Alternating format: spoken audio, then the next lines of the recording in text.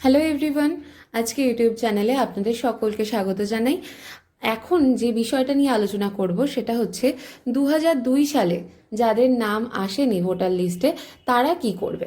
প্রথম অংশটা নিশ্চয়ই আগের ভিডিওর মাধ্যমে আমি ক্লিয়ার করে জানাতে পেরেছি যে এখানে আপনাদের নিজস্ব জন্ম তারিখ, আধার নাম্বার, মোবাইল নাম্বার, সাথে পিতা বা অভিভাবকের নাম, পিতা বা অভিভাবকের ভোটার নাম্বার বা এপিক নম্বর লিখতে হবে। সাথে মায়ের নাম, মায়ের এপিক নম্বর এখানে লিখতে হচ্ছে। তারপরে স্বামী বা স্ত্রীর নাম, যদি মহিলা হয়ে থাকেন তাহলে স্বামীর নাম, বা পুরুষ হয়ে থাকেন তাহলে স্ত্রীর নাম অবশ্যই লিখতে হবে। সাথে যার যার নাম লিখছেন তার ভোটার নাম্বার কিন্তু এখানে উল্লেখ করতে হচ্ছে। এবার আসছি গুরুত্বপূর্ণ বিষয়, যাদের 2002 সালের লিস্টে নাম তৈরি হয়নি বা নাম ছিল না তারা কি করবে।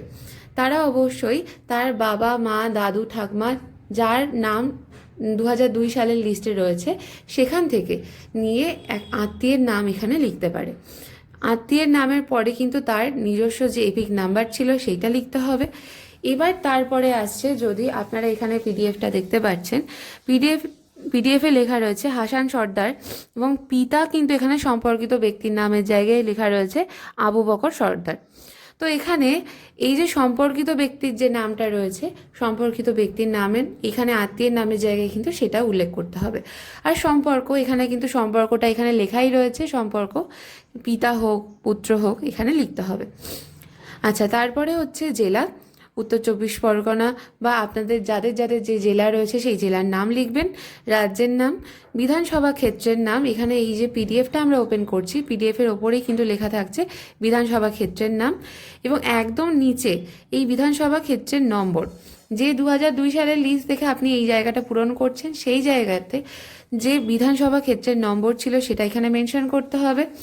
সাথে অংশ নম্বর, একেবারে পিডিএফের ডান দিকে যদি চলে যান ওপরে লেখা থাকবে অংশ নম্বর, অংশ নম্বরটা লিখতে হবে। আর ক্রমিক সংখ্যা, আপনি যদি এখানে হাসান সর্দারকে নিয়ে লিখছেন তাহলে তার আগে কিন্তু যে ক্রমিক সংখ্যাটা থাকবে সেই ক্রমিক সংখ্যাটা এখানে লিখতে হবে।